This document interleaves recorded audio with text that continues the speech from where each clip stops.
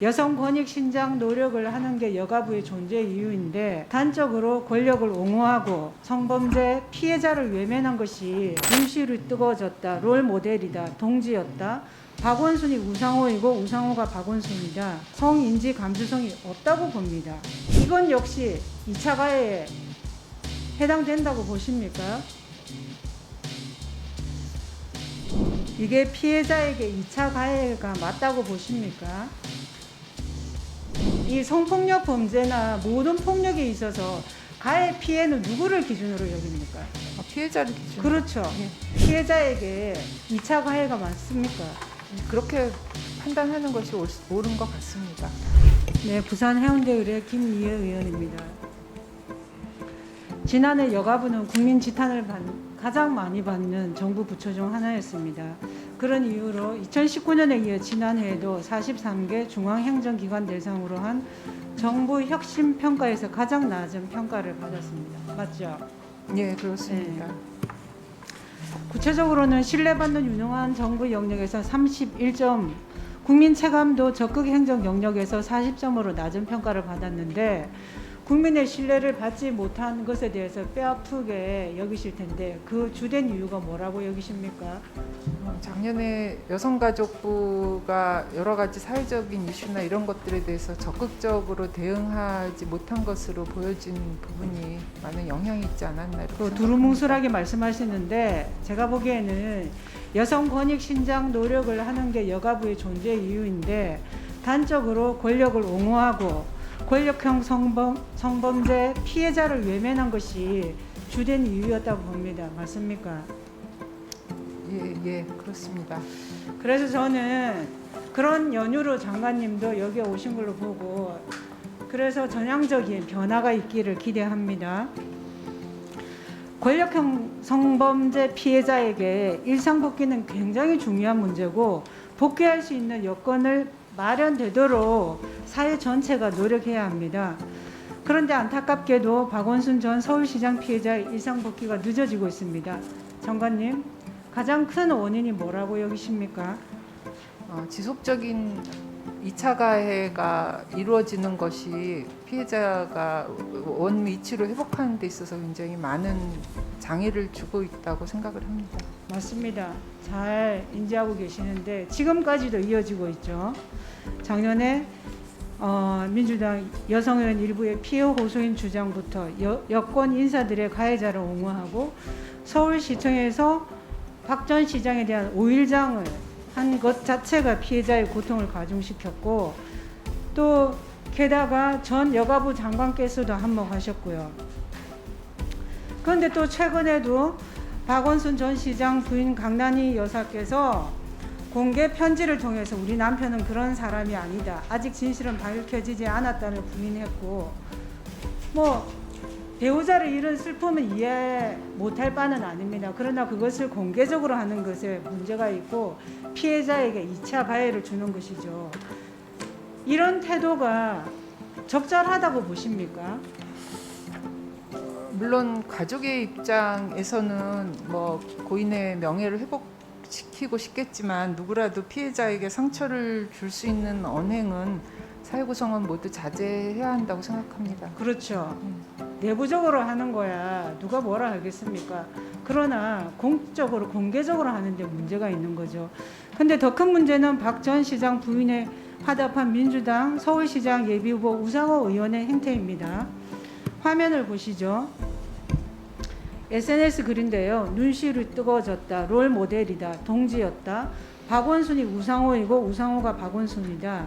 물론 동지였기 때문에 그런 마음을 가질 수는 있겠지만 이건 역시도 서울시장에 나오신 분입니다.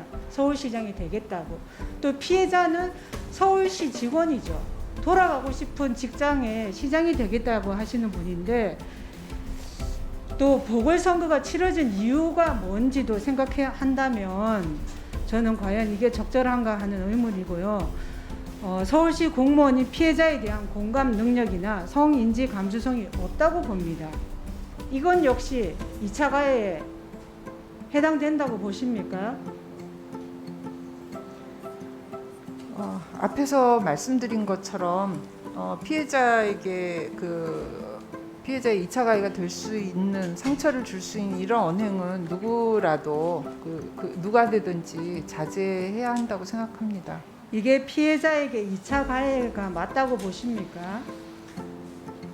이 이야기가 SNS에서 확산되었을 때 본인이 그런 의미가 아니었다고 얘기를 했던 것 같습니다. 그래서 저희 먼저 했던 발언이 2차 가해로 여겨질 수 있다는 것을 본인도 인지했던 것 같습니다. 그러면 2차 가해가 맞겠죠. 가해, 이 성폭력 범죄나 모든 폭력에 있어서 가해 피해는 누구를 기준으로 여깁니까? 피해자를 기준으로. 그렇죠. 예.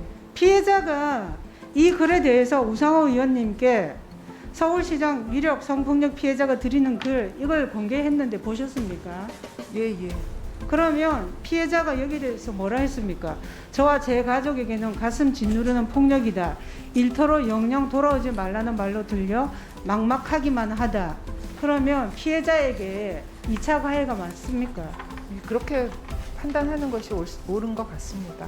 그러면 여가부 입장에서도 더 이상 이런 일이 생기지 않도록 좀 적극적으로 노력해 주시길 바랍니다. 예, 알겠습니다. 그다음 박원순 오거돈 전 시장 성범죄가 발생하자 그 두 개의 자치단체가 내놓은 대책 중에 하나가 성폭력 예방 교육을 강화하겠다는 것이었습니다. 장관님, 예. 작년에 17개 광역 자치단체의 성폭력 예방 교육 이수위를 확인하셨습니까? 예, 아직 못했습니다. 예. 확인하셔야죠. 예, 보십시오. 전국 17개 시도 성폭력 예방교육 이수위를 보면 정말 기가 막히게도 권력형 성범죄가 발생한 부산이 꼴찌고요. 서울도 꼴찌에서 3번째입니다. 자치단체장 성범죄로 인한 시정 공백, 보궐선거 실시 등 유무형의 시민 피해가 상당함에도 교육 참여율이 이렇게 저조하다는 것은 별로 경각심을 갖고 있지 못하다는 겁니다. 게다가 여가부는 작년에 그렇게 대책을 마련하겠다고 했는데 아직 확인도 안 했고 이런 상황입니다. 이걸 모르고 계시는 거고 얼마나 심각한 건지 제대로 좀 대책을 세우고 실질적으로 작동하도록 좀 애써 주시기 바랍니다. 예, 올해 안에 이 문제가 해결되도록 하겠습니다. 그러면 이런 데에는 여가부의 책임도 있다고 보는데요. 예. 어떤 책임이 있습니까? 예. 성폭력 예방 교육 의무적으로 이수해야 하는 부분에 대해서 저희가 체크하지 못한 부분이라든지 아니면은 그것들이 내부적으로 조직 문화가 개선되지 못하게 한 부분이라든가 이런 부분들에 대해서 저희가 올해는 이것은 이제 제가 오기 전에 발표된 것이지만 올해는 직접적으로 챙기고 교육이라든가 이런 부분에 있어서도 차질이 없도록 하겠습니다. 예. 법률이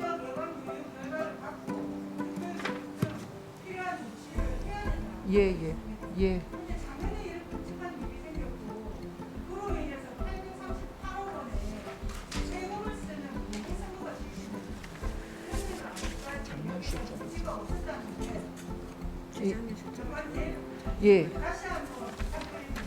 제가 이 실적이 이제 작년 이전의 실적이어서 올해는 의원님 걱정하시는 일이 없도록 좀 잘 챙겨서 하도록 하겠습니다.